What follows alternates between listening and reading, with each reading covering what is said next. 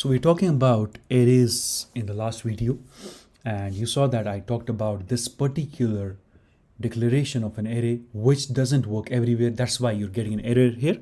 But I said that this is called anonymous array inline creation, and this comes as a handful feature in a particular scenario when we are doing it with methods. So I'll talk about it when we are discussing methods.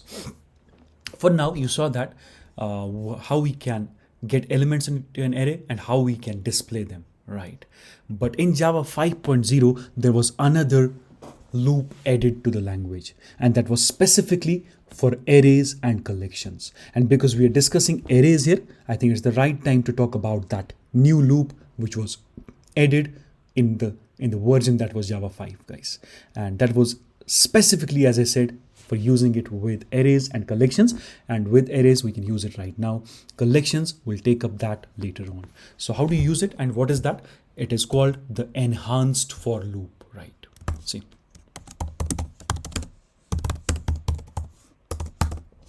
The syntax goes like this. You declare a variable, I'll say type, identifier, then the colon, not the traditional semicolon, right? Colon, and then the name of the array which you want to traverse through. And see, this is the name of the array is in the syntax. That's why you can use this for loop with just an array, and later on, as I said, with a collection as well. And then the statements you want to repeat, and you can see quickly that this is very succinct, right? Then the traditional for loop. And since we had this loop in the language, we started calling this as the traditional for loop because it has a tradition. It runs from the times of C and C++, guys. But this is a relatively new for loop. And as you'll see shortly, see why this is enhanced, why I call it as an intelligent for loop, right? So there's no increment decrement here. There's no initialization, just the declaration and the name of the array which you want to traverse through. That's it. And if I were to do the same thing, that is traverse through this array using an enhanced for loop, how I'll do it through the enhanced for loop like this.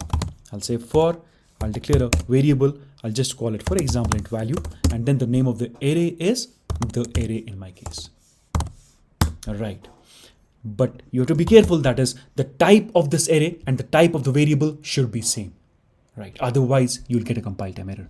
And what is the type of the array here? It is an int. You're seeing that, and the variable type is int as well. And then I can just directly say system.out.println and then value. See, immediately this looks verbose now.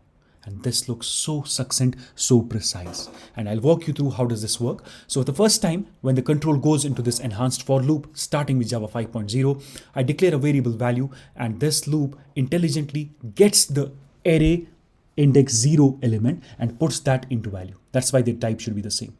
And now value holds the first value in this array, and then you're free to do whatever you want to do in this loop. I'm just printing it out. It will just print the first value in this array for you.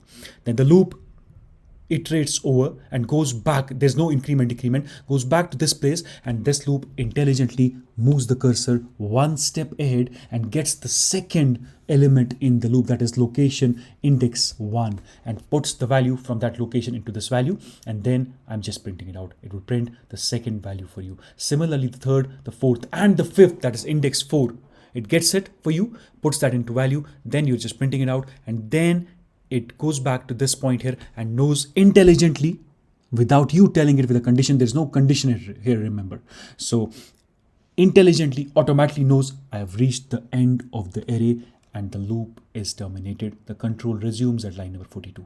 And this is, as I said, an intelligent version of the traditional for loop. Let's save this and run this and see if we're still able to make it work.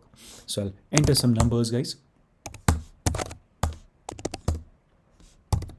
See, still the values are printed from 7263 to 66 for you, this time using an enhanced for loop, right?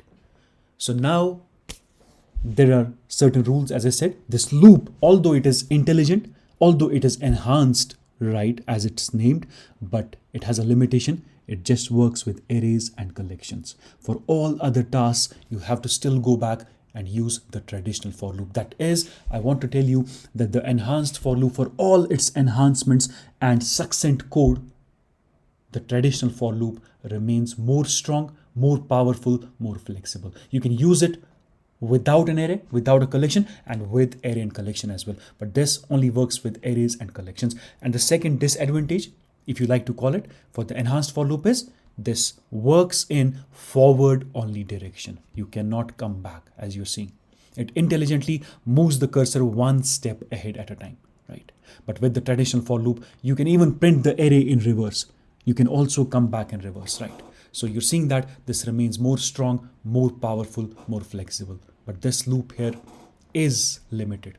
But yes, for a particular scenario like I want to traverse through the elements of an array, I'll not prefer this traditional for loop now. I'll just go with the enhanced for loop. Why not? Because I'm avoiding writing verbose code. So that is about the enhanced for loop, which was introduced in Java 5.0, guys. It was a great addition to the language. And there is yet another loop which was added in a later version. I'll talk about that in some time, right?